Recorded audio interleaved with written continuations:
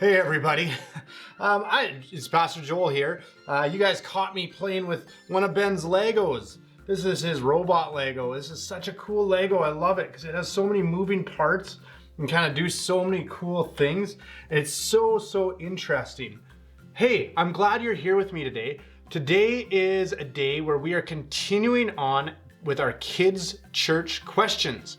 If you remember last week, I had mentioned that your parents can take a video of you asking a question about church or about God or about the Bible, and you can send those video questions in to me, to joel@rosewoodpark.ca, and I'll try and answer them here on Kids Church. All right? Well, we got a new question this week, and I'm really excited to answer it because it was such a good question. My friend Eden sent in a video to ask this really important question. So here's the video of Eden asking her question. My question is, how come God couldn't just change Adam and Eve to not sin anymore? Great question, Eden.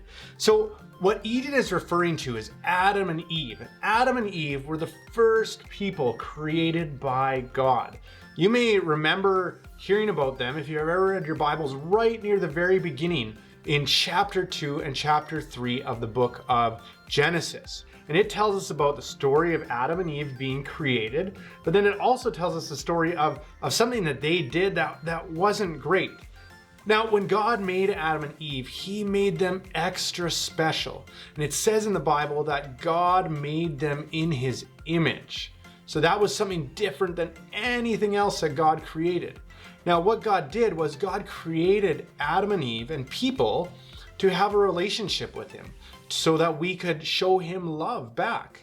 And he gave us the ability to choose to show him that love back or not. Now, what happened with Adam and Eve is really sad, actually. So God created them and told them, this is where I want you to live, in the Garden of Eden, and I'm going to be in a relationship with you. But then God said, here's kind of the big rule, is don't eat from the tree in the middle of the garden called the tree of the fruit of the knowledge of good and evil. That was God's main rule for them. The problem is, with God giving them the ability to choose, Adam and Eve kind of made a bad choice. And they made a choice to go against what God had asked them to do. And that's when sin entered the world. And sin is just, what that sin means is any time that we disobey God or do something against what God has told us not to do. And so Adam and Eve sinned, and because they were the first people, sin came into the world and kind of wrecked our relationship with God. So they chose to do this wrong thing over being in a loving relationship with God. And that's really sad because it affected people from that point forward. So what Eden's question is couldn't God have just, reset things? Couldn't God have just made them not to sin again and taken sin out of the world? Well, the answer is kind of yes, because you know what? God could do anything. And we can never limit God to what we think he can do. But the thing is, God created Adam and Eve and he created people because he loves them. And he loves them so much. And he loves them so much that he gave us, and he gave Adam and Eve, the ability to choose, to have something called a free will. So here's kind of an interesting way for me to explain this. So there's a reason I brought Ben's Lego robot with me today. So the way a robot works, and don't get me wrong, I am by no means a robot expert whatsoever. But the way a robot works is it has to receive commands from someone in order to work, or it has to be programmed by someone in order to work a certain way. So if I wanted its arm to move a certain way, I would have to either move its arm myself, or I tell a computer to move its arm, or something like that. And so anything this robot does, it's not doing it on its own. Someone is telling it to do it. Now, do you think that because I'm the one telling this robot what to do or making it move, that this robot loves me?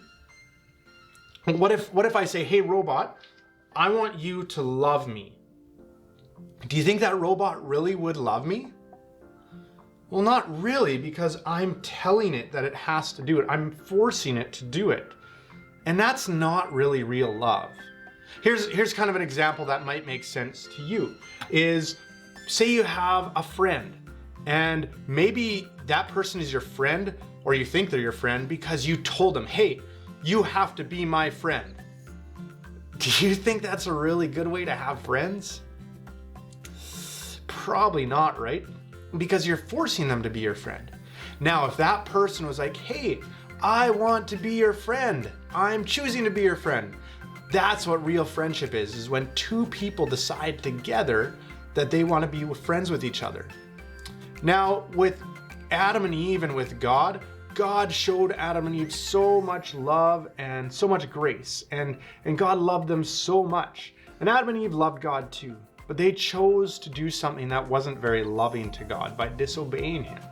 And that affected everyone from that point forward. But the great thing about that story is that God loved them so much, and God loved people that he made so much, us so much, that he provided a way to make up for that sin and that mistake that they made. Because the thing is, we all have sin, we all have things that we do that disobey God. But God loved us so much that he gave us a way to deal with that sin. He gave us Jesus. By Jesus, God's Son, coming and dying on the cross, God dealt with the sin problem. God dealt with those mistakes that Adam and Eve had made, and the mistakes that we made. And then by Jesus coming back to life, it made it so that it's possible for us to be in relationship with God again and be called his children. So God did all of that because he loves us so much, but he still gives us a choice on whether to receive that love and love him back. And the way we choose to love God back is by choosing to follow Jesus, by saying, yes, Jesus, I love you, and I want to follow you, and I thank you for doing what you've done for me. That is how we show God how to love him back. And that's so much better than God forcing us to love him back, or God just kind of making it so that no one sins again. Because this way, we're the ones choosing to love him, and that is real love. So Eden, I hope that answered your question, and it was a great question. Thanks for asking it. And kids, if you guys have a question, be sure to get your parents to do a little video of you asking your question and then send it to joel@rosewoodpark.ca, and we'll try to answer it here. All right, guys, thank you so much for joining me. I hope you enjoy the rest of the service and have a great week. Bye-bye. Oh, yeah, I love robots. I am a robot.